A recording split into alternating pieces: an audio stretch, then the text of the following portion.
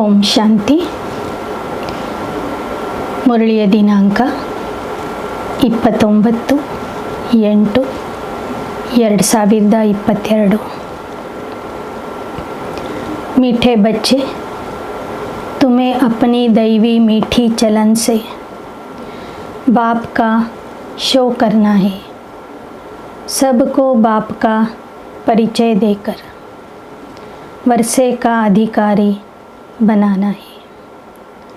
ಮಧುರ ಮಕ್ಕಳೇ, ನೀವು ನಿಮ್ಮ ದೈವಿ ಮಧುರ ನಡತೆಯಿಂದ ತಂದೆಯನ್ನು ಪ್ರತ್ಯಕ್ಷ ಮಾಡಬೇಕು. ಸರ್ವರಿಗೂ ತಂದೆಯ ಪರಿಚಯ ಕೊಡಬೇಕು. ಆಸ್ತಿಗೆ ಅಧಿಕಾರಿಯನ್ನಾಗಿ ಮಾಡಬೇಕು. ಪ್ರಶ್ನೆ: जो बच्चे देही अभिमानी है उनकी निशानियाँ क्या होंगी? ಯಾವ ಮಕ್ಕಳು ಆತ್ಮ ಅಭಿಮಾನಿ ಆಗಿರ್ತಾರೆ ಅವರ ಲಕ್ಷಣಗಳು ಏನಾಗಿರ್ತವೆ? वह बहुत बहुत मीठे लवली होंगे, श्रीमत पर एक्यूरेट चलेंगे, कभी किसी काम के लिए बहाना नहीं बनाएंगे, सदा हाँ जी करेंगे, कभी ना नहीं करेंगे. जबकि देह अभिमानी समझते यह काम करने से मेरी इज्जत चली जाएगी. देही अभिमानी सदा बाप के फरमान पर चलेंगे, बाप का पूरा रिगार्ड रखेंगे, कभी क्रोध में आकर बाप की अवज्ञा नहीं करेंगे.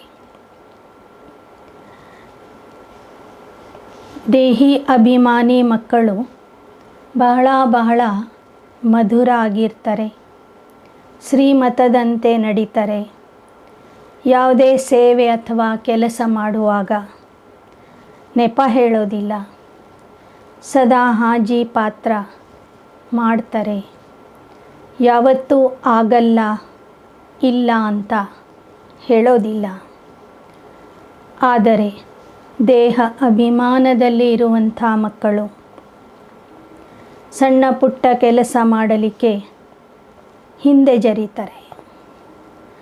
ಕರ್ಮಣ ಸೇವೆ ಮಾಡಿದರೆ ತಮ್ಮ ಮರ್ಯಾದೆ ಕಡಿಮೆ ಆಗುತ್ತೆ ಅಂತ ತಿಳ್ಕೊಂಡಿರ್ತಾರೆ.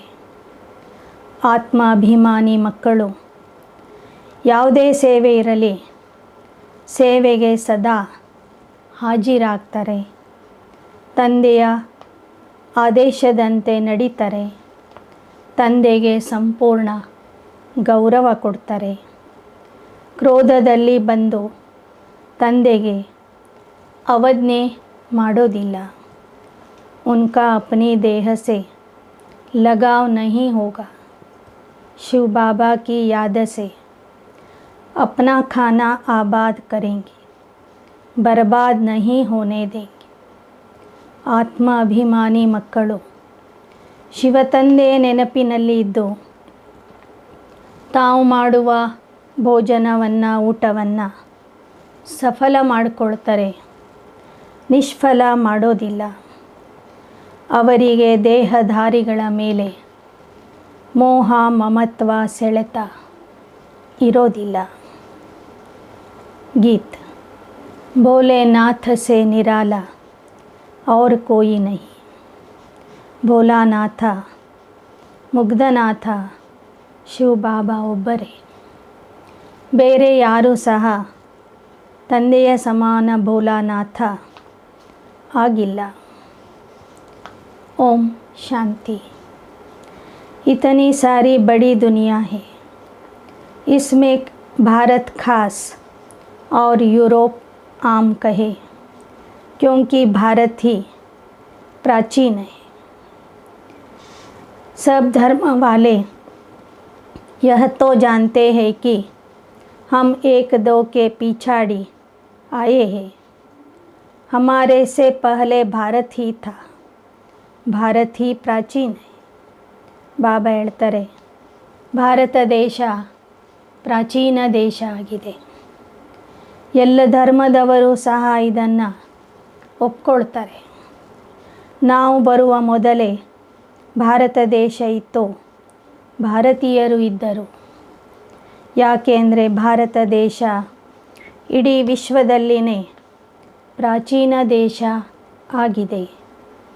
उस समय भारत बहुत धनवान था तो स्वर्ग कहा जाता था. इस समय मनुष्य मात्र बाप को जानते नहीं सिवाय तुम बच्चों के. तो हर एक खुद समझ सकते हैं कि वह बाप को नहीं जानते. पुकारते हैं, भक्ति करते हैं, परंतु बाप की बायोग्राफी किसको पता नहीं. ನಿಮ್ಮನ್ನು ಬಿಟ್ಟರೆ ಬೇರೆ ಯಾರಿಗೂ ಪರಮಾತ್ಮನ ಪರಿಚಯ ಗೊತ್ತಿಲ್ಲ. ಕರೀತಾರೆ, ಹಾಡ್ತಾರೆ, ಭಕ್ತಿ ಮಾಡ್ತಾರೆ, ಆದರೆ ಆ ಪರಮಾತ್ಮನ ಯಥಾರ್ಥ ಪರಿಚಯ ಆಗಲಿ ಚರಿತ್ರೆ ಆಗಲಿ ಯಾರಿಗೂ ಗೊತ್ತಿಲ್ಲ. गाया जाता है फादर शोज सन, सन शोज फादर. अब बच्चों को ही बाप का ಶೋ करना है. ನಿಮಗೆ ತಂದೆಯ ಪರಿಚಯ ಗೊತ್ತಿರುವ ಕಾರಣ ನೀವೇ ತಂದೆಯನ್ನು ಜಗತ್ತಿನಲ್ಲಿ ಪ್ರತ್ಯಕ್ಷ ಮಾಡಬೇಕು. ಆದ್ದರಿಂದ ಗಾಯನ ಇದೆ, ಮಕ್ಕಳ ಮೂಲಕ ತಂದೆಯ ಪ್ರತ್ಯಕ್ಷತೆ, ತಂದೆಯ ಮೂಲಕ ಮಕ್ಕಳ ಪ್ರತ್ಯಕ್ಷತೆ. फादर तो अपना शो नहीं कर सकता, फादर तो बाहर नहीं जाएगा. तुम बच्चों को ही बाप का परिचय देना है. ಶಿವ ಬಾಬಾ ತಾವಾಗಿ ಹೊರಗೆ ಹೋಗಿ ತಮ್ಮ ಪರಿಚಯ ಕೊಡೋದಿಲ್ಲ. ಬ್ರಹ್ಮ ಬಾಬಾವ್ರಿಗೂ ಸಹ ಹೊರಗಿನ ಪ್ರಪಂಚಕ್ಕೆ ಬಾಬಾ ಕಳಿಸೋದಿಲ್ಲ. ಆ ತಂದೆಯ ಪ್ರಚಾರ ಪ್ರತ್ಯಕ್ಷತೆ ನೀವು ಮಕ್ಕಳೇ ಮಾಡಬೇಕು. ನೀವೇ ಹೋಗಿ ಜಗತ್ತಿಗೆ ತಂದೆಯ ಪರಿಚಯ ಕೊಡಬೇಕು. वह बेहद का बाप स्वर्ग का रचयिता. उनको अगर जानते हैं तो आश्चर्य लगता है हम भगवान के बच्चे दुख में, अयन एज में क्यों है. यह प्रश्न भी तुमको पूछना है.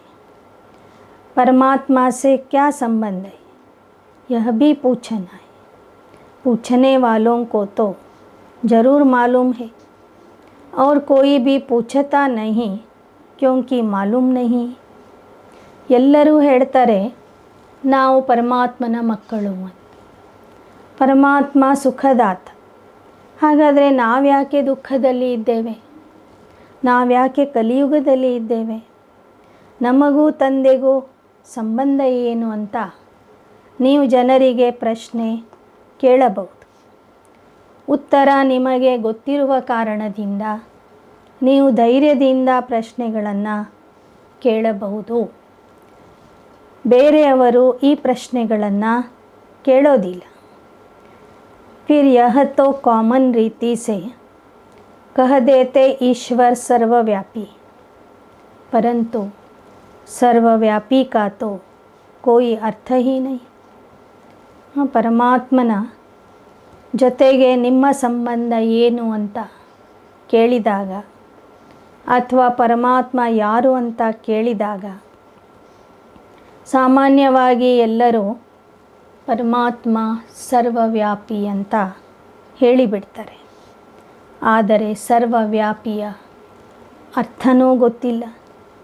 ದುಃಖ ಹರ್ತ ಸುಖ ಕರ್ತ कहते, दुख मिटाने वाला सुख देने वाला तो एक चाहिए ना. तुम थोड़ा भी टच करेंगे, समझाएंगे तो समझेंगे कि बरोबर सत्ययुग में सुख ही सुख था. परमात्मा सुख कर्ता ದುಃಖ ಹರ್ತ ಆಗಿದ್ದಾರೆ ಅಂತ ತಿಳಿಸಿ. ದುಃಖವನ್ನು ದೂರ ಮಾಡುವವನು ಸುಖ ಕೊಡುವವನು. ಈ ರೀತಿಯಲ್ಲಿ ನೀವು ಸ್ವಲ್ಪ ಯುಕ್ತಿಯಿಂದ ಜನರಿಗೆ ತಿಳಿಸಿಕೊಟ್ಟರೆ ಅವರೂ ತಿಳ್ಕೋತಾರೆ. ಜನರಿಗೆ ಹೇಳಬೇಕು, ಪರಮಾತ್ಮ ನಮಗೆ ಸತ್ಯಯುಗದ ಸುಖ ಕೊಡ್ತಾನೆ, ಅಲ್ಲಿ ಸುಖನೇ ಸುಖ ಇರ್ತದೆ. अब दुख ही दुख है, तो ज़रूर सबके दुखों को बाप ने मिटाया होगा. ಈ ಕಲಿಯುಗದಲ್ಲಿ ನೋಡಿದರೆ ಎಲ್ಲ ಕಡೆಗೂ ದುಃಖನೇ ದುಃಖ ಇದೆ. ಸತ್ಯಯುಗದಲ್ಲಿ ಸುಖ ಇತ್ತು.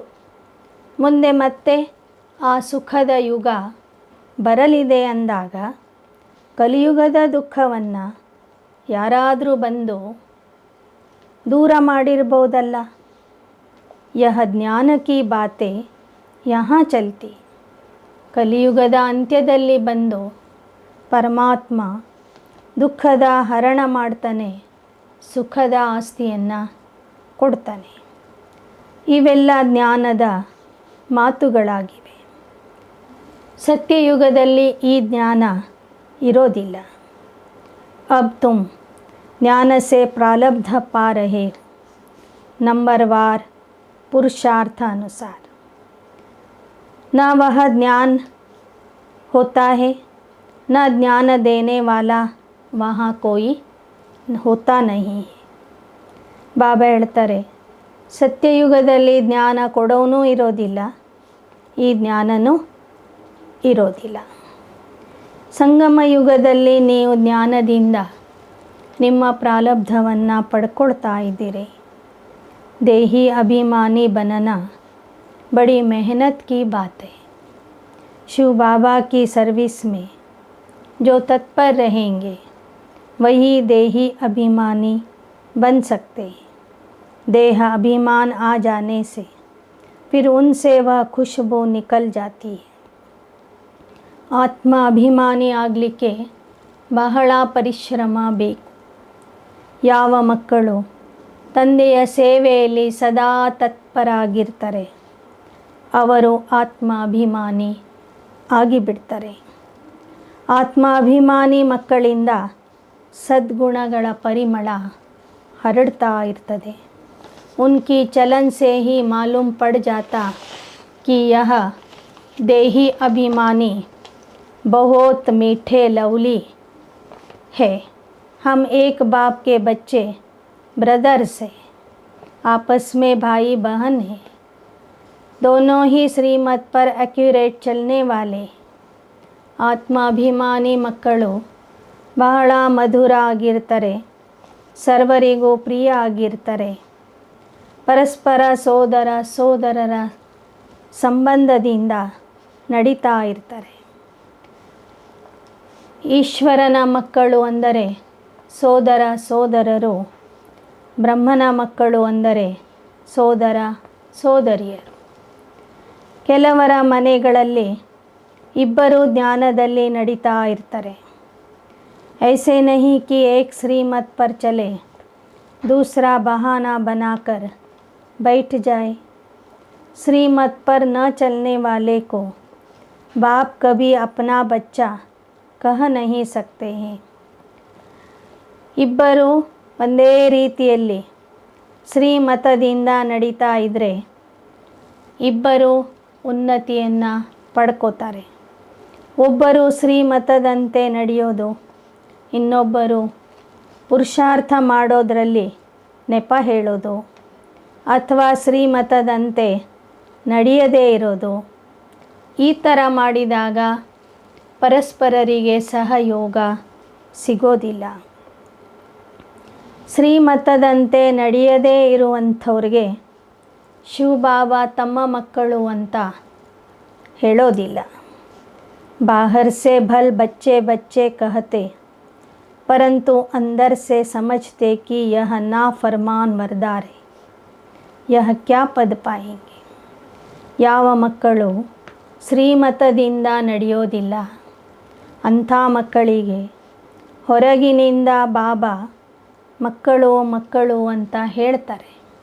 ಆದರೆ ಆಂತರಿಕವಾಗಿ ತಿಳ್ಕೊಂಡಿರ್ತಾರೆ ಈ ಮಗು ಆಜ್ಞೆಯನ್ನು ಪಾಲಿಸೋದಿಲ್ಲ, ಶ್ರೀಮತದಂತೆ ನಡೆಯೋದಿಲ್ಲ, ಇವರೇನು ಪದವಿ ಪಡ್ಕೋಬಹುದು ಅಂತ ಬಾಬೋರಿಗೆ ಗೊತ್ತಾಗ್ಬಿಡ್ತದೆ. देही अभिमानी बड़े मीठे होंगे। यह आसुरी दुनिया कितनी कड़वी है। माता पिता भाई बहन सब कड़वे। ಆತ್ಮ ಅಭಿಮಾನಿ ಮಕ್ಕಳು ಮಾತ್ರ ತಂದೆಯ ಆಜ್ಞೆಯನ್ನು ಪಾಲನೆ ಮಾಡ್ತಾರೆ, ಮಧುರ ಆಗಿರ್ತಾರೆ. ಇಂದಿನ ಪ್ರಪಂಚ ನೋಡಿ ಎಷ್ಟು ಕಹಿಯಾಗಿದೆ.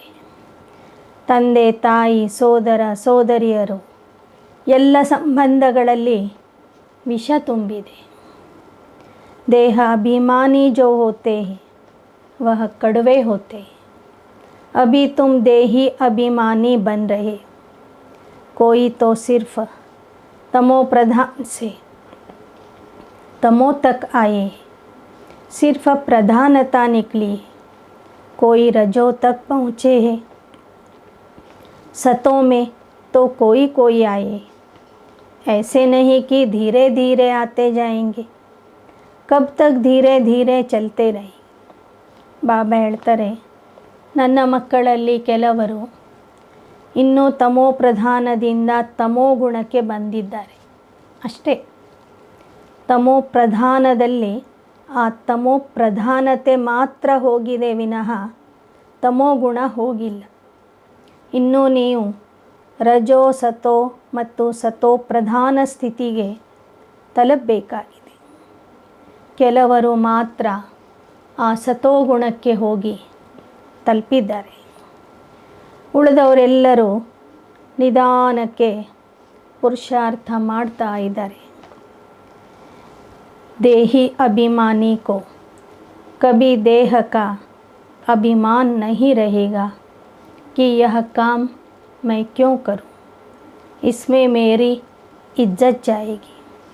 तुम पाकिस्तान में थे तो बाबा भी बच्चों को सिखाने के लिए सब काम करते थे कि देह अभिमान न रहे.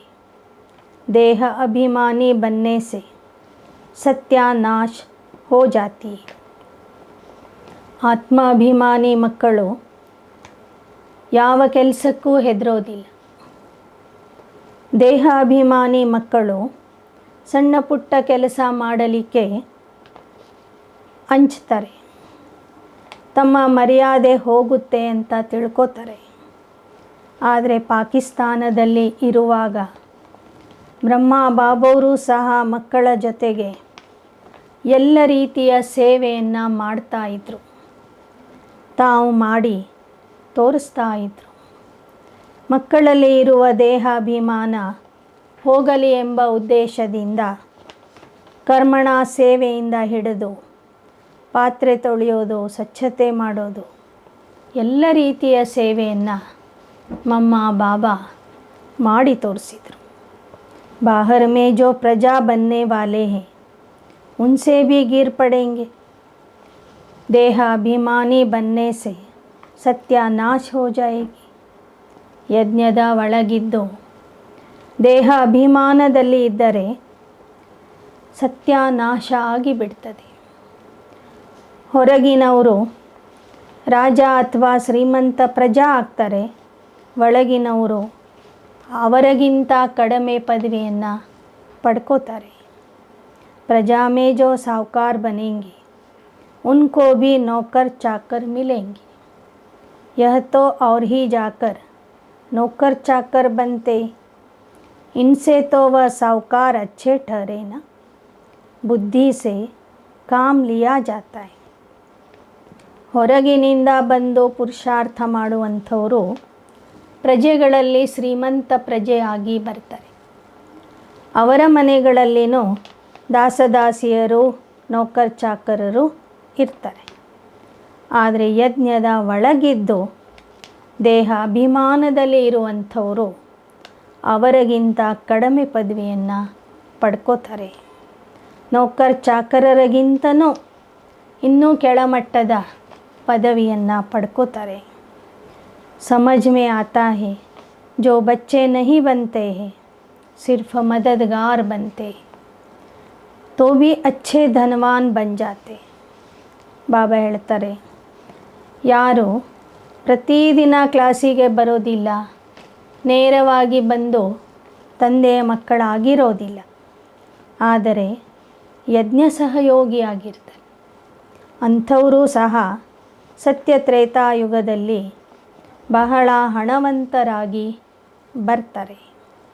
उनको नौकरी करने की दरकार नहीं रहती, यहाँ तो नौकरी करनी पड़ती, पिछाड़ी को करके राज्य भाग्य मिलेगा, सजा तो खानी पड़ती है दोनों को.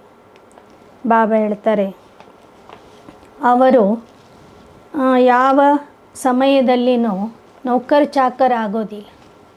ಯಾರು ಹೊರಗಿದ್ದು ಯಜ್ಞ ಸಹಯೋಗಿಯಾಗಿರ್ತಾರೆ ಅವರು. ಆದರೆ ಯಜ್ಞದ ಒಳಗಿದ್ದು ಅವಜ್ಞೆ ಮಾಡುವಂಥವರು ಸಾಧಾರಣ ಪದವಿಯನ್ನು ಪಡ್ಕೋತಾರೆ. ಕೊನೆಗೆ ಅಲ್ಲಿ ಇಲ್ಲಿ ಸ್ವಲ್ಪ ರಾಜ್ಯ ಮನೆತನದಲ್ಲಿ ಬರ್ತಾರೆ. ನೌಕರ ಚಾಕರ ಆಗೋರು ಶಿಕ್ಷೆಯನ್ನು ಅನುಭವಿಸಿ ಹೋಗಬೇಕು. ಕೇವಲ ಸಹಯೋಗಿ ಆದವರು ಸಹ ಶಿಕ್ಷೆಯನ್ನು ಅನುಭವಿಸಿನೇ ಹೋಗಬೇಕು. इन सभी बातों को ज्ञानी आत्मा समझ सकते, अज्ञानी तो देह अभिमान में. यहाँ तो बच्चों को श्रीमत पर चलना पड़े. ಬಾಬಾ ಹೇಳ್ತಾರೆ, ಹೊರಗಿನ ಜನ ಅಜ್ಞಾನಿಗಳು ದೇಹ ಅಭಿಮಾನದಲ್ಲಿ ಇದ್ದಾರೆ. ನೀವು ತಂದೆಯ ಮಕ್ಕಳಾದಂಥವರು ಆತ್ಮ ಅಭಿಮಾನಿಯಾಗಿ ತಂದೆಯ ಶ್ರೀಮತದಂತೆ ನಡಿಬೇಕು. नहीं तो माया बड़ा धोखा देने वाली है, झट देह अभिमान आ जाता है. ನೀವು ಶ್ರೀಮತದಂತೆ ನಡೆದಿಲ್ಲ ಅಂದರೆ ಮಾಯೆ ನಿಮಗೆ ಮೋಸ ಮಾಡ್ತದೆ. ತಕ್ಷಣ ಮಕ್ಕಳು ದೇಹ ಅಭಿಮಾನದಲ್ಲಿ ಬಂದ್ಬಿಡ್ತಾರೆ.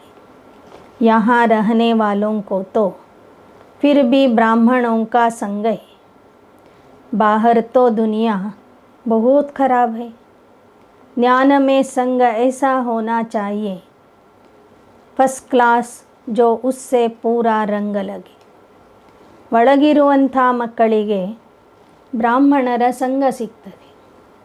ಹೊರಗಿನ ಪ್ರಪಂಚದಲ್ಲಿ ಇರೋರಿಗೆ ಹೊರಗಿನವರ ಸಂಘದಲ್ಲಿ ಇರಬೇಕಾಗ್ತದೆ. ಹೊರಗಿನ ಪ್ರಪಂಚದಲ್ಲಿ ಇವತ್ತು ಸಂಘ ಬಹಳ ಕೆಟ್ಟು ಹೋಗಿದೆ. ಆದ್ದರಿಂದ ನೀವು ಮಕ್ಕಳು ಜ್ಞಾನಿಗಳ ಸಂಘದಲ್ಲಿ ಇದ್ದು ಅವರಿಂದ ಜ್ಞಾನದ ಬಣ್ಣವನ್ನು ಸಂಪೂರ್ಣವಾಗಿ ಹಾಕ್ಕೊಳ್ಬೇಕು. ದೇಹ ಅಭಿಮಾನಿಗಳ ಸಂಘದಲ್ಲಿ ಹೋದರೆ ಒಂದೇ ಸಲ ಮಣ್ಣು ಪಾಲು ಆಗಿಬಿಡ್ತೀರಿ. बाबा कहते, अगर हमसे आकर पूछो तो झट बताएंगे तुम फरमान बरदार नहीं. नंबरवार पुरुषार्थ अनुसार अच्छे अच्छे बच्चे हैं जो दिल को खुश करते रहते. ಬಾಬಾ ಹೇಳ್ತಾರೆ, ನೀವು ಒಂದು ವೇಳೆ ಬಂದು ನನಗೆ ಕೇಳಿದರೆ ನಾನು ಹೇಳಿಬಿಡ್ತೀನಿ ಯಾರು ನನ್ನ ಆಜ್ಞೆಯಂತೆ ನಡೀತಾ ಇದ್ದಾರೆ, ಯಾರು ನನ್ನ ಆಜ್ಞೆಯಂತೆ ನಡೀತಾ ಇಲ್ಲ. ಒಳ್ಳೊಳ್ಳೆ ಮಕ್ಕಳು ಸಹ ತಮ್ಮ ಮನಸ್ಸನ್ನು ಖುಷಿ ಮಾಡಿಕೊಳ್ಳಿಕ್ಕೆ ನಾನು ಶ್ರೀಮತದಂತೆ ನಡೀತೀನಿ ಅಂತ ಹೇಳ್ತಿರ್ತಾರೆ. ಅಬ್ ದುನಿಯಾ ಮೇ ತೋ ಬಡಾ ದುಃಖ ಮಾರಾ ಮಾರಿ खून खराबी इनको कांटों का जंगल कहते. तुमने इनसे किनारा कर लिया है, अब तुम संगम पर हो.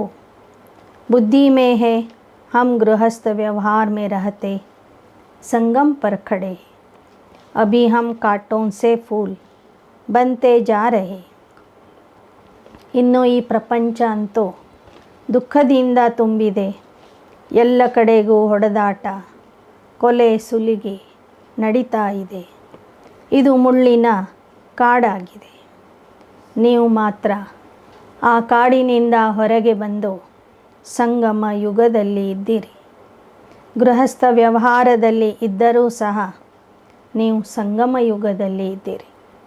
ಮುಳ್ಳಿನಿಂದ ಹೂ ಆಗ್ತಾ ಇದ್ದೀರಿ. कांटों से पल्लव निकलता जा रहा है, दुनिया में रिलीजियस सिर्फ तुम ही हो, वह भी ನಂಬರ್ವಾರ್ ಅನುಸಾರ. ಮುಳ್ಳಿನ ಕಾಡಿನಿಂದ ನಿಮ್ಮ ಸೆರಗನ್ನು ಬಿಡಿಸ್ಕೊಂಡಿದ್ದೀರಿ. ಮತ್ತೆ ಮತ್ತೆ ನಿಮ್ಮ ಸೆರಗು ಆ ಮುಳ್ಳಿನಲ್ಲಿ ಅಂಟ್ಕೋಬಾರ್ದು, ಸಿಕ್ಕಾಕೋಬಾರ್ದು. ಈ ಪ್ರಪಂಚದಲ್ಲಿ ಯಾರಾದರೂ ಧರ್ಮದಿಂದ ನಡೀತಾ ಇದ್ದರೆ ಧರ್ಮಿಗಳು ನೀವೇ ಆಗಿದ್ದೀರಿ. कहते हैं धर्मी और अधर्मी, जो बाप को नहीं जानते वह हुए ಇರ್ರಿಲಿಜಿಯಸ್. ಬಾಬಾ ಹೇಳ್ತಾರೆ, ಯಾರು ಪರಮಾತ್ಮನನ್ನು ತಿಳ್ಕೊಂಡಿಲ್ಲ ಅವರೆಲ್ಲರೂ ಅಧರ್ಮಿಗಳು, ನೀವೆಲ್ಲರೂ ಧರ್ಮಿಗಳು. पांडव और कौरव, पांडवों की स्थूल युद्ध कोई है नहीं, तुम्हारी है माया के साथ गुप्त युद्ध. अगर बाप को याद नहीं करेंगे तो माया का थप्पड़ लग जाएगा, तूफान आएगा. बाप कहते तुम्हारा मुख है उस तरफ और पैर है इस तरफ. ಕೌರವರು ಮತ್ತು ಪಾಂಡವರ ಯುದ್ಧ ತೋರಿಸ್ತಾರೆ. ಆದರೆ ಆ ರೀತಿಯಲ್ಲಿ ನೀವು ಯಾರ ಜೊತೆಗೂ ಸ್ಥೂಲ ಯುದ್ಧ ಮಾಡೋದಿಲ್ಲ. ನಿಮ್ಮ ಯುದ್ಧ ಗುಪ್ತವಾಗಿ ಮಾಯೆಯ ಜೊತೆಗೆ ನಡೀತಾ ಇದೆ. ನೀವು ತಂದೆಯನ್ನು ನೆನಪು ಮಾಡಿಲ್ಲ ಅಂದರೆ ಮಾಯೆ ನಿಮಗೆ ಜೋರಾಗಿ ಏಟು ಕೊಡುತ್ತದೆ. ಈಗ ನಿಮ್ಮ ಮುಖ ತಂದೆಯ ಕಡೆಗೆ, ರಾಜಧಾನಿಯ ಕಡೆಗೆ ಇದೆ ಮತ್ತು ಕಾಲುಗಳು ನರ್ಕದ ಕಡೆಗೆ ಇವೆ. ಹಮೇಶಾ ಯಾದ್ ರಹತೆ ನई दुनिया को, ಗೃಹಸ್ಥ ವ್ಯವಹಾರ में तो रहना है. ನೀವು ಸದಾ ಹೊಸ ಪ್ರಪಂಚವನ್ನೇ ನೆನಪು ಮಾಡ್ತೀರಿ, ಗೃಹಸ್ಥ ವ್ಯವಹಾರದಲ್ಲೂ ಇರಬೇಕು. बाप कहते निर्बंधन हो रहने वालों से गृहस्थ व्यवहार में रहने वालों की अवस्था अच्छी. ಒಮ್ಮೊಮ್ಮೆ ಬಾಬಾ ಹೇಳ್ತಾರೆ, ನಿರ್ಬಂಧನ ಆಗಿ ಪುರುಷಾರ್ಥ ಮಾಡುವಂತಹ ಮಕ್ಕಳಕ್ಕಿಂತ ಗೃಹಸ್ಥ ವ್ಯವಹಾರದಲ್ಲಿ ಇದ್ದು ಪುರುಷಾರ್ಥ ಮಾಡುವಂಥ ಮಕ್ಕಳ ಅವಸ್ಥೆ ಬಹಳ ಚೆನ್ನಾಗಿರ್ತದೆ. ಸ್ಕೂಲ್ में कोई एक जैसा नंबर थोड़े ही लेते हैं, सब एक जैसे नहीं हो सकते. यह बेहद का स्कूल है. बाप सब सेंटर वाले बच्चों का ख्याल रखते. इनको कहेंगे विशाल बुद्धि. विशाल बुद्धि तब बनेंगे जब बाप को याद करेंगे. ಶಾಲೆಯಲ್ಲಿ ಎಲ್ಲರೂ ಒಂದೇ ಥರ ಇರೋದಿಲ್ಲ. ಬಾಬಾ ನೋಡಿ ಮಧುಬನದಲ್ಲಿ ಇದ್ದರೂ ಎಲ್ಲ ಸೇವಾ ಕೇಂದ್ರದ ಎಲ್ಲ ಮಕ್ಕಳ ಬಗ್ಗೆನೂ ವಿಚಾರ ಮಾಡ್ತಾರೆ. ಇದಕ್ಕೆ ಹೇಳಲಾಗ್ತದೆ ವಿಶಾಲ ಬುದ್ಧಿ ಅಂತ. ಯಾರೆಲ್ಲರೂ ತಂದೆಯನ್ನು ನೆನಪು ಮಾಡ್ತಾರೆ ಅಷ್ಟೇ ಅವರ ಬುದ್ಧಿ ವಿಶಾಲ ಆಗ್ತಾ ಹೋಗ್ತದೆ. तुम बच्चों की अब विशाल बुद्धि बनी. मूल वतन, सूक्ष्म वतन, स्थूल वतन, यह सारा चक्र बुद्धि में फिरता है. इसको विशाल बुद्धि व बेहद की बुद्धि कहा जाता है. ನಿಮ್ಮ ಬುದ್ಧಿಯಲ್ಲಿ ಈಗ ಮೂಲವತನ, ಸೂಕ್ಷ್ಮವತನ, ಸ್ಥೂಲವತನದ ಚಕ್ರನೇ ಸುತ್ತುತ್ತಾ ಇದೆ. ಈ ಥರ ಯಾರು ಮೂರು ಲೋಕದ ಮೂರು ಕಾಲದ ಜ್ಞಾನ ಅರ್ಥ ಮಾಡ್ಕೊಳ್ತಾರೆ, ಅದರ ಬಗ್ಗೆ ಚಿಂತನೆ ಮಾಡ್ತಿರ್ತಾರೆ, ಅವರ ಬುದ್ಧಿ ವಿಶಾಲ ಬುದ್ಧಿಯಾಗಿರ್ತದೆ. ಮನುಷ್ಯೋಂ ಕಿ ಹೈ ಹದ್ ಕಿ ಬುದ್ಧಿ, ತುಮಾರಿ ಹೈ ಬೇಹದ್ ಕಿ ಬುದ್ಧಿ. ಹೊರಗಿನ ಮನುಷ್ಯರ ಬುದ್ಧಿ ಹದ್ದಿನ ಬುದ್ಧಿಯಾಗಿದೆ, ಸೀಮಿತವಾದಂಥ ಬುದ್ಧಿಯಾಗಿದೆ. ನಿಮ್ಮ ಬುದ್ಧಿ ವಿಶಾಲ ಬುದ್ಧಿ ಅಥವಾ ಬೇಹದ್ದಿನ ಬುದ್ಧಿ ಆಗಿದೆ. बच्चों को बहुत मीठा बनना है. जितना मीठा बनेंगे, संपूर्ण बनेंगे, उतना वह भविष्य में अविनाशी बन जाएगा. देखना चाहिए हमारे में देह अभिमान तो नहीं है ना। सतयुग में सब देही अभिमानी होते, जानते हैं एक पुराना शरीर छोड़ नया शरीर लेना है, यहाँ तो कितना रोते।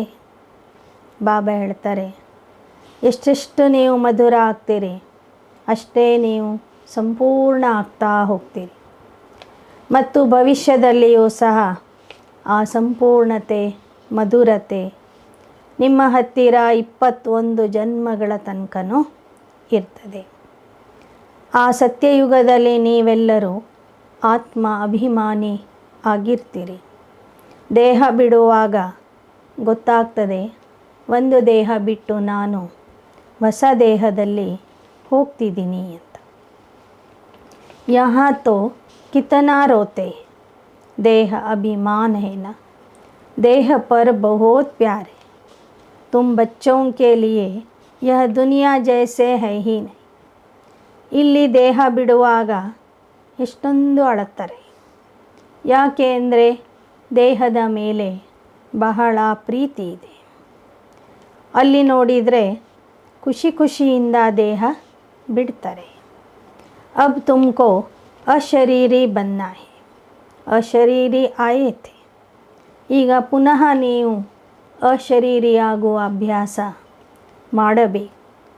ಬರುವಾಗಲೂ अशरीरियागी ಬಂದಿದ್ವಿ.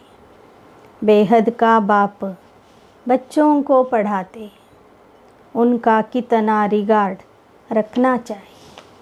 ಬೇಹದ್ದಿನ ತಂದೆ ಮಕ್ಕಳಿಗೆ ಓದಿಸ್ತಾ ಇದ್ದಾರಂದರೆ ಅವರಿಗೆ ನೀವು ಎಷ್ಟು ಗೌರವ ಕೊಡಬೇಕು. बंदर किसका रिगार्ड नहीं रखता, हाथी को भी गुर गुर करेगा, तो जो अंदर के कड़वे रहते हैं उनको बाप सपूत थोड़े ही कहीं. ಮಂಗಗಳು ಯಾರಿಗೂ ಗೌರವ ಕೊಡೋದಿಲ್ಲ. ಆನೆ ಗಂಭೀರತೆಯಿಂದ ಹೋಗ್ತಾ ಇದ್ರೂ ಮಂಗಗಳು ಹೋಗಿ ಅಲ್ಲಿ ಗುರ್ ಗುರ್ ಮಾಡ್ತಾ ಇರ್ತವೆ. ಹಾಗೆ ಇಲ್ಲಿಯ ಮನುಷ್ಯರು ಒಳಗಿನಿಂದ ಕಹಿ ಆಗಿದ್ದಾರೆ. ಕಹಿ ಮಕ್ಕಳಿಗೆ ತಂದೆಯ ಸುಪುತ್ರರು ಅಂತ ಹೇಳಲಿಕ್ಕೆ ಆಗೋದಿಲ್ಲ. ಕಹೆಂಗೆ ಇಸ್ಸೆ ತೋ ಬಾಹರ್ ರಹನೆ ವಾಲೆ अच्छे हैं, रिगार्ड तो रहता है, यह भी ಡ್ರಾಮಾ ही कहे. ಕೆಲವೊಮ್ಮೆ ತಂದೆಯ ಮಕ್ಕಳಾದಂಥವರು ಸಹ ಯಾರಿಗೂ ಗೌರವ ಕೊಡೋದಿಲ್ಲ. ಆಗ ಅನ್ನಿಸ್ತದೆ, ಹೊರಗಿನ ಜನನೇ ಎಷ್ಟೊಂದು ಮೇಲಿದ್ದಾರೆ.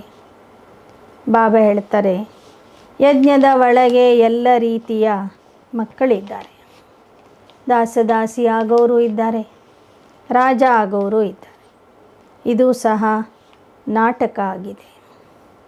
आज अच्छा चल रहा है, कल माया का तूफ़ान लग जाता, समझते नहीं कि हम कोई तूफ़ान में, बड़े बड़े को भी तूफ़ान लगते, हम शिव बाबा से वर्षा लेते, यह भूलने से खाना बर्बाद हो जाएगा, खाना आबाद होगा शिव बाबा के भंडारे से.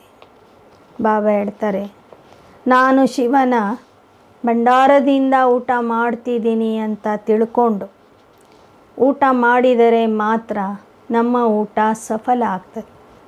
ಬಾಬಾವ್ರನ್ನ ಮರೆತು ಊಟ ಮಾಡಿದರೆ ನಾವು ಮಾಡಿದ ಊಟನೂ ವ್ಯರ್ಥವಾಗ್ತದೆ.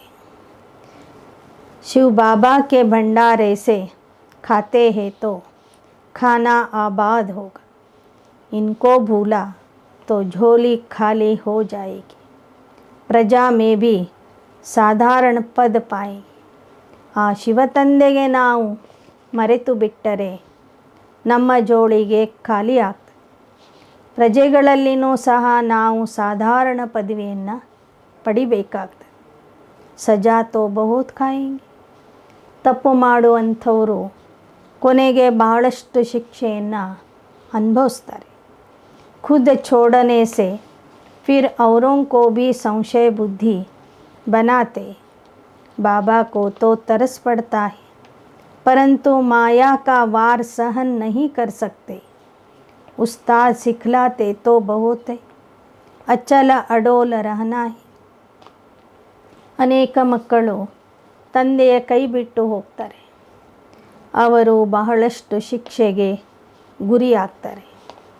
ಕೈ ಬಿಟ್ಟು ಹೋದಂತಹ ಮಕ್ಕಳಿಂದ ಅನೇಕರಿಗೆ ಡಿಸ್ಸರ್ವಿಸ್ ಆಗ್ತಾರೆ.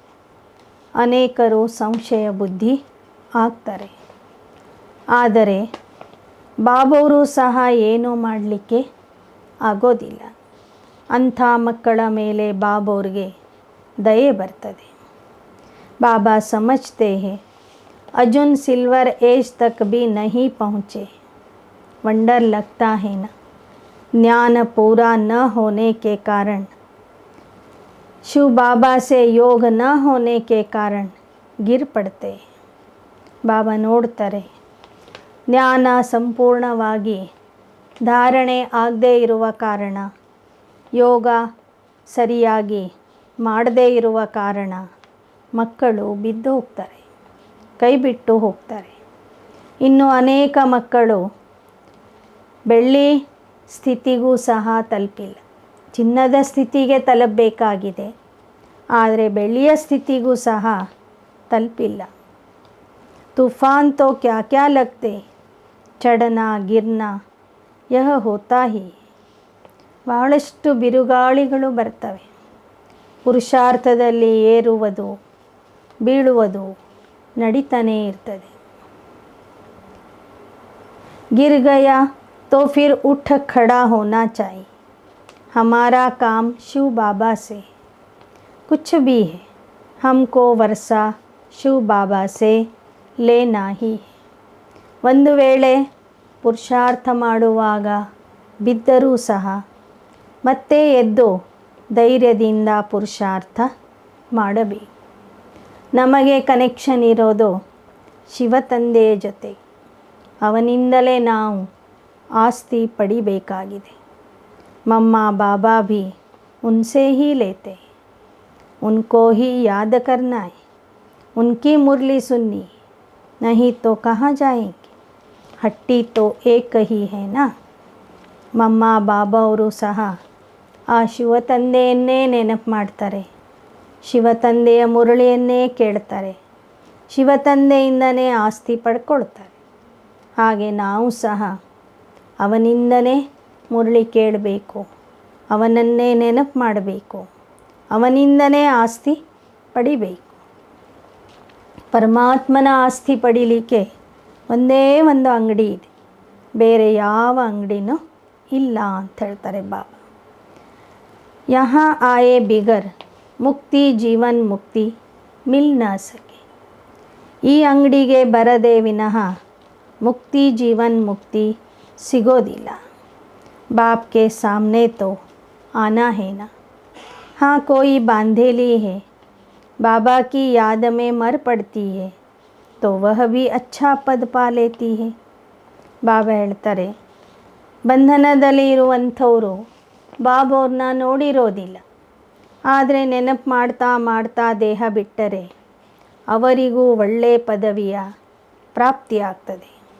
यहाँ जो देहाभिमान में आकर अवज्ञा कर लेते हैं, उससे उसका पद अच्छा होगा, क्योंकि बाबा की याद में मरीना अच्छा सौभाग्य है. इस ज्ञान मार्ग में बाप और कोई तकलीफ़ नहीं देते. ಬಾಬಾ ಹೇಳ್ತಾರೆ, ದೇಹ ಅಭಿಮಾನದಲ್ಲಿ ಬಂದು ಅವಜ್ಞೆ ಮಾಡುವಂಥ ಮಕ್ಕಳಕ್ಕಿಂತ ಬಂಧನದಲ್ಲಿ ಇದ್ದು ತಂದೆಯ ನೆನಪು ಮಾಡ್ತಾ ದೇಹ ಬಿಟ್ಟಂತಹ, ದೇಹ ಬಿಡುವಂಥ ಮಕ್ಕಳಿಗೆ ಒಳ್ಳೆಯ ಪದವಿಯ ಪ್ರಾಪ್ತಿಯಾಗ್ತದೆ. ಅವರೇ ನಿಜವಾದ ಸೌಭಾಗ್ಯಶಾಲಿಗಳು. ಶಿವ ಬಾಬಾ के भंडारे से शरीर निर्वाह करते, यज्ञ की संभाल कुछ नहीं करते तो पद क्या पाए. ಶಿವ ತಂದೆಯ ಭಂಡಾರದಿಂದ ಶರೀರದ ನಿರ್ವಹಣೆ ಮಾಡ್ಕೋತಾರೆ, ಆದರೆ ಯಜ್ಞದ ಸಂಭಾಲನೆ ಏನೂ ಮಾಡೋದಿಲ್ಲ ಅಂದರೆ ಅವರಿಗೇನು ಪದವಿ ಸಿಗ್ಬೋದು. ಇಸ್ ಯಜ್ಞ ಕಿ ತೋ ಬಹುತ್ ಸಂಭಾಲ್ ಕರ್ನಿ. ಈ ಯಜ್ಞದ ಸಂಭಾಲನೆ ನಾವು ಬಹಳ ಗಮನ ಕೊಟ್ಟು ಮಾಡಬೇಕು. जहाँ भी सेंटर स्थापन होते हैं वह शिव बाबा का यज्ञ है। इस यज्ञ रचने के लिए सिर्फ 3 पैर पृथ्वी चाहिए. ಬಾಬಾ ಹೇಳ್ತಾರೆ, ಎಲ್ಲೆಲ್ಲಿ ಸೆಂಟರ್ಸ್ ಸ್ಥಾಪನೆ ಆಗ್ತವೆ ಆ ಎಲ್ಲ ಸೇವಾ ಕೇಂದ್ರಗಳು ಅಂದರೆ ಶಿವನ ಯಜ್ಞದ ಶಾಖೆಗಳು. ಆ ಯಜ್ಞದ ಶಾಖೆಯನ್ನು ಸ್ಥಾಪನೆ ಮಾಡಲಿಕ್ಕೆ 3 ಹೆಜ್ಜೆ ಜಾಗ ಸಾಕು ಅಂತಾರೆ ಬಾಬಾ. कोई बूढ़े हैं खुद समझा नहीं सकते, अच्छा फिर कोई बहने व भाई को बुलाओ, एक छोटा कमरा बना दो और बोर्ड लगा दो, बड़ा पुण्य का काम है. ವಯಸ್ಸಾದಂಥ ಮಾತೆಯರು ಅಣ್ಣಂದಿರಿಗೆ ಜ್ಞಾನ ಹೇಳಲಿಕ್ಕೆ ಬರೋದಿಲ್ಲ. ಆದರೆ ಅವ್ರ ಹತ್ರ ಹಣ ಇರ್ತದೆ, ಮನೆ ಇರ್ತದೆ. ಅವರು ತಮ್ಮ ಮನೆಯಲ್ಲಿ ಇಂಥ ಒಂದು ಸೇವಾ ಕೇಂದ್ರವನ್ನು ಸ್ಥಾಪನೆ ಮಾಡಬೇಕು. ಬೇರೆ ಸಹೋದರ ಸಹೋದರಿಯರಿಂದ ಮುರಳಿ ಹೇಳುವಂಥ ವ್ಯವಸ್ಥೆ ಮಾಡಬೇಕು. ಅದರಿಂದನೂ ಅವರಿಗೆ ಎಷ್ಟೊಂದು ಪುಣ್ಯದ ಪ್ರಾಪ್ತಿಯಾಗ್ತದೆ.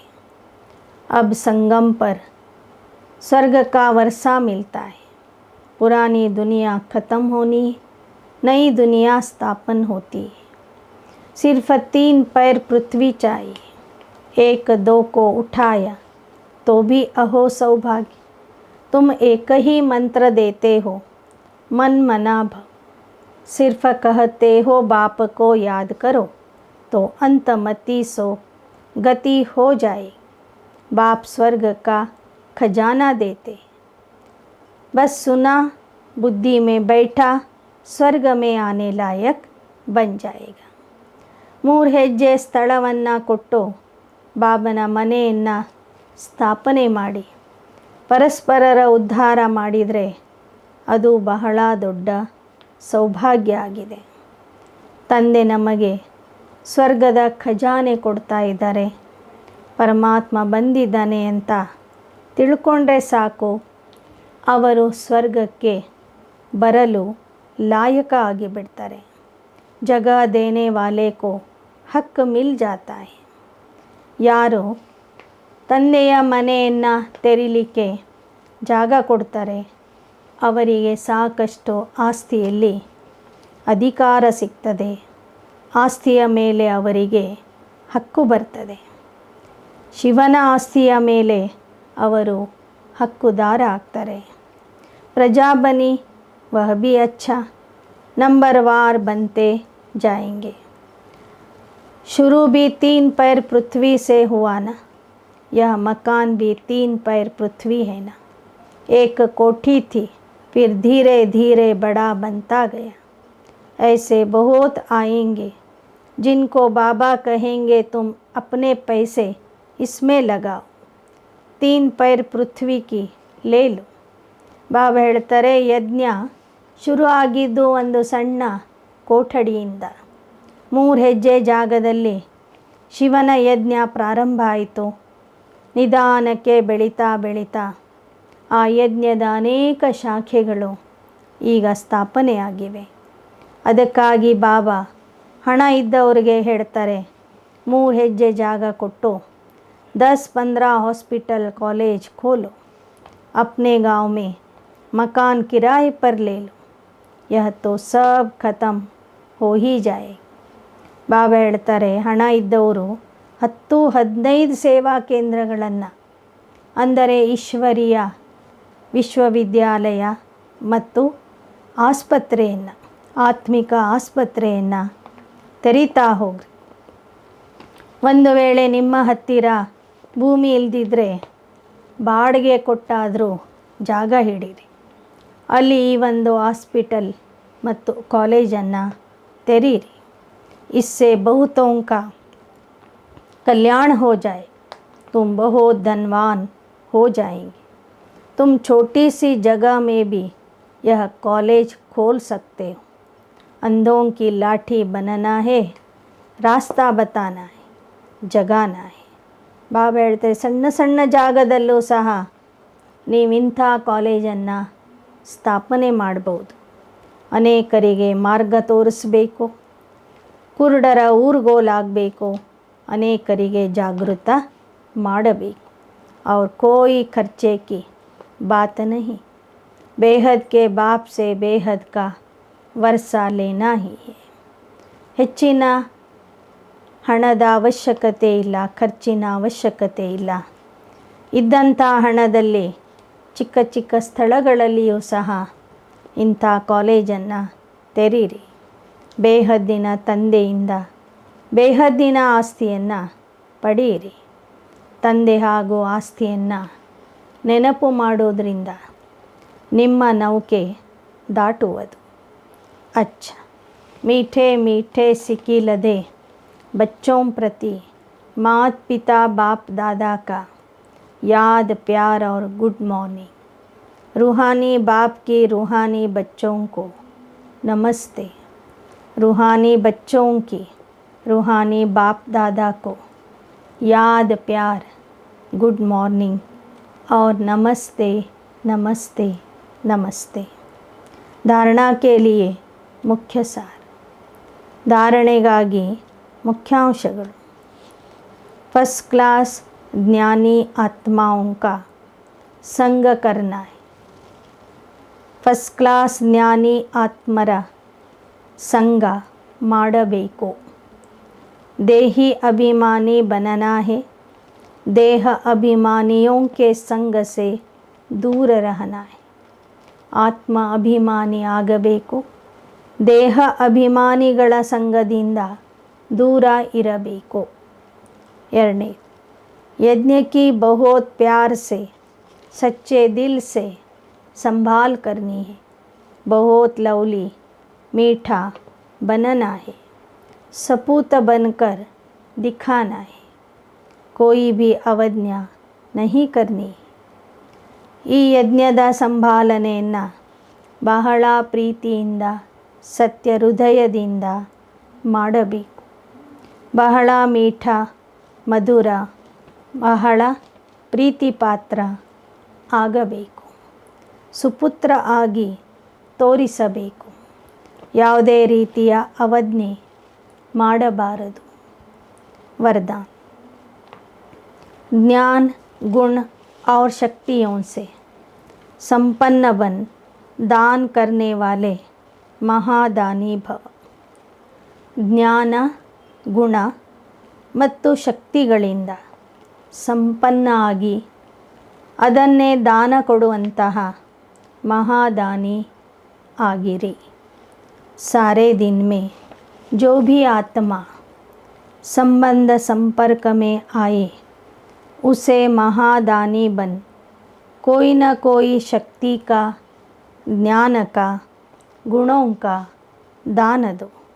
दान शब्द का रूहानी अर्थ है सहयोग देना। ಇಡೀ ದಿನದಲ್ಲಿ ಯಾರೆಲ್ಲರೂ ನಿಮ್ಮ ಸಂಬಂಧ ಸಂಪರ್ಕದಲ್ಲಿ ಬರ್ತಾರೆ ಅವರಿಗೆ ಮಹಾದಾನಿಯಾಗಿ ಶಕ್ತಿಯ ದಾನ, ಜ್ಞಾನದ ದಾನ, ಗುಣಗಳ ದಾನ ಕೊಡಿ। ದಾನ ಎಂಬ ಶಬ್ದಕ್ಕೆ ಆತ್ಮಿಕ ಅರ್ಥ ಆಗಿದೆ ಸಹಯೋಗ ಕೊಡುವುದು। ದಾನ ಎಂಬ ಶಬ್ದದ ಆತ್ಮಿಕ ಅರ್ಥ ಆಗಿದೆ सहयोग ಕೊಡುವುದು। आपके पास ज्ञान का खजाना भी है तो शक्तियों और गुणों का खजाना भी है। तीनों में संपन्न बनो, एक में नहीं। ನಿಮ್ಮ ಹತ್ತಿರ ಜ್ಞಾನದ ಖಜಾನೆನೂ ಇದೆ, ಶಕ್ತಿಗಳ ಖಜಾನೆ ಇದೆ, ಗುಣಗಳ ಖಜಾನೆನೂ ಇದೆ। ಈ ಮೂರು ಖಜಾನೆಗಳಲ್ಲಿ ಸಂಪನ್ನ ಆಗಿ ಕೇವಲ ಒಂದರಲ್ಲಿ ಅಷ್ಟೇ ಅಲ್ಲ। कैसी भी आत्मा हो, गाली देने वाली, निंदा करने वाली भी हो, उसे भी अपनी वृत्ति व स्थिति द्वारा गुणदान दो। ಎಂತಹ ಆತ್ಮನೇ ನಿಮ್ಮ ಹತ್ತಿರ ಬರಲಿ, ಬೈಯುವಂಥವರು, ನಿಂದನೆ ಮಾಡುವಂಥವರು ಯಾರೇ ಇರಲಿ, ಅವರಿಗೂ ಸಹ ನಿಮ್ಮ ವೃತ್ತಿ ಮತ್ತು ನಿಮ್ಮ ಸ್ಥಿತಿಯಿಂದ ಗುಣದಾನ ಮಾಡಿರಿ। श्लोगन। जो एक बाप से प्रभावित है उन पर किसी आत्मा का प्रभाव पड़ नहीं सकता.